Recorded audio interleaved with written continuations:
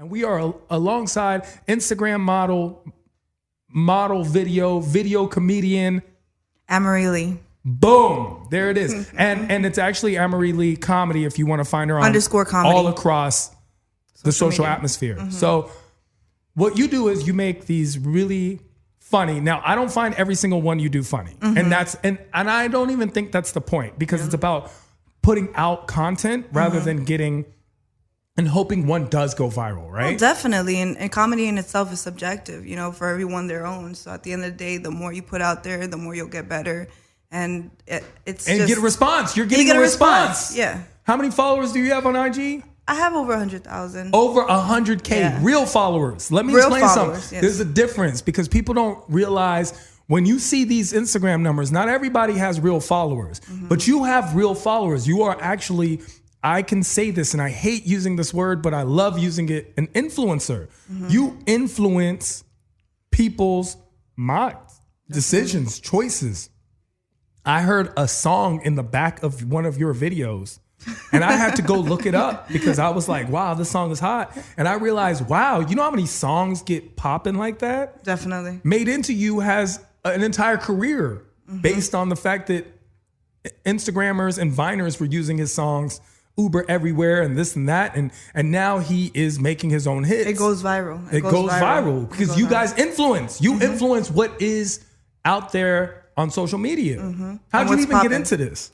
Well, I'm originally from Miami. I came out here a year and a half ago. I do stand-up comedy. And out here meaning LA, because LA, we have all our listeners are worldwide. Actually, Okay. Yeah. Hello world. Oh, let me. Hello world.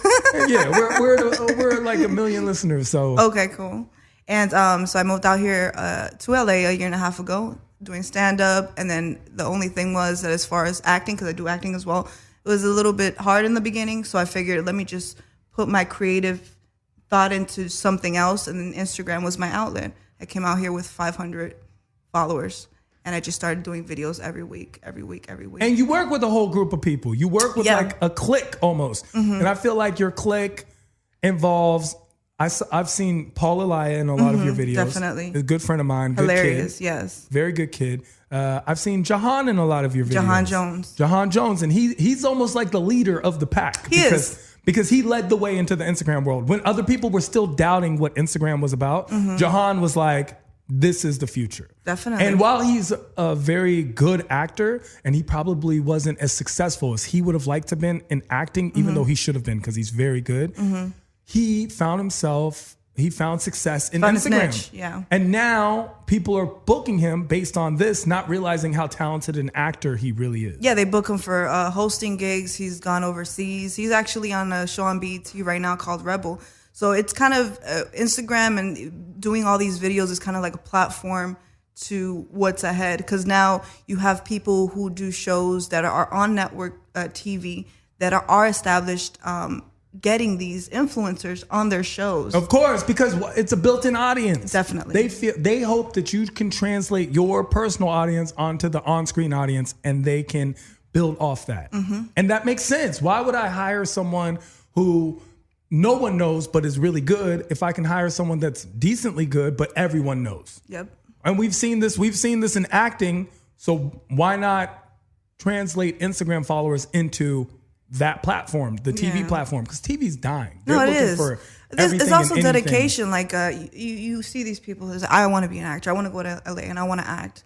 Well, what are you doing? So you don't get the booked gigs because you don't have your agent sending you out. How about you start doing your own stuff? That just shows the dedication, how much you're really passionate about what you're doing in itself. Create your own content. Definitely. Here's my problem with Instagrammers, right? Okay. I'm going to tell you, as a comedian, as a person who actually works in the comedy realm, a lot of Instagrammers decide that they are comedians and they're not. Yeah. And it actually, not only does it bother me on a professional level, it hurts me on a personal level, because at some point, I feel like and when I say you, I mean Instagrammers, not you personally, but you are belittling my profession, because I've worked very hard to become a comedian. The same way that I feel that a lot of you have worked hard to become an Instagram person. Yeah.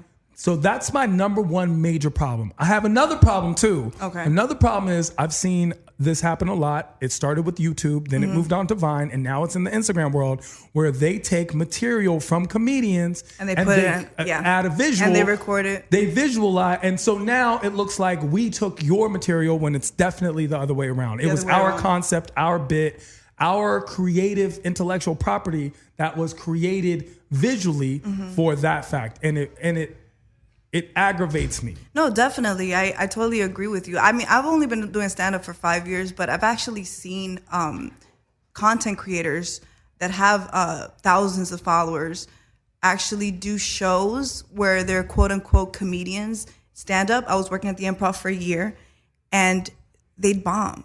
Of course they bomb. So they're not funny on stage. Yes, exactly. You're funny as an individual, very funny. You're funny even for a minute, you're funny. But once you have to do 15 minutes is a long time. 15 minutes is a long time to do stand up.